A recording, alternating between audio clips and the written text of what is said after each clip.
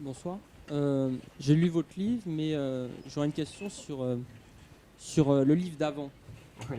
Euh, Lequel? Vous parlez de la malfaçon. Ah oui. Vous parlez de la violence des riches. Et qu'est-ce que vous pensez de ce qui s'est passé hier avec Air France? Ah oui, oui, oui.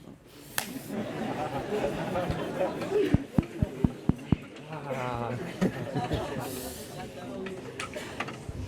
On va faire le lien entre les deux questions, hein, vous allez voir. Alors, maintenant, alors là, on passe immédiatement à Air France. Ah bon? Ben oui. Bah parce que moi voilà ma conclusion, si vous voulez, c'est que la pensée décliniste vient de connaître un coup d'arrêt. Un corps politique dans lequel les hommes du capital finissent en liquette est un corps qui commence à arrêter de décliner. Vous voyez, c'est un corps qui va mieux. C'est un corps dont le degré de puissance remonte. Voilà. Je vais me contenter de dire ça. Je vais pas vous faire un truc que vous connaissez tous 1000 fois sur la violence physique, la violence symbolique, etc., etc. Bien que ça soit entièrement pertinent, hein, comme analyse, mais vous la connaissez, donc je vais pas vous la refaire. Là, le corps politique s'empuissantise lorsque, collectivement, il sort de la peur. Vas-y, le capitalisme néolibéral règne à la peur. Si vous voulez, c'est une forme tellement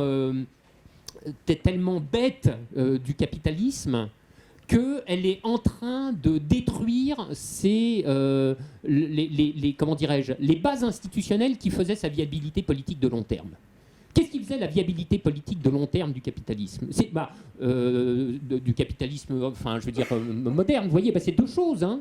C'est la sécu, mais les capitalistes sont acharnés à la détruire. Donc, je veux dire, y a pas, si vous voulez, ils n'ont même pas la reconnaissance du ventre. Hein. Vraiment, c'est dans le 18 Brumaire de Louis Bonaparte que Marx moquait la conception que la bourgeoisie se faisait de ses intérêts, je cite, malpropres et bornés. Un siècle et demi plus tard, la chose n'a pas changé d'un iota. Ils sont tellement bêtes qui sont en train de scier la branche qui a fait la viabilité politique de longue période de leur ordre de domination. Et le deuxième facteur de viabilité politique de long terme du capitalisme, c'était l'anesthésie sucrée par la consommation de masse. Alors ça, celle-là, elle demeure. On l'encourage, tentez plus, etc. Mais à côté de ça, ce que le capitalisme néolibéral fait remonter, c'est le niveau de la peur. Les gens vivent dans la peur.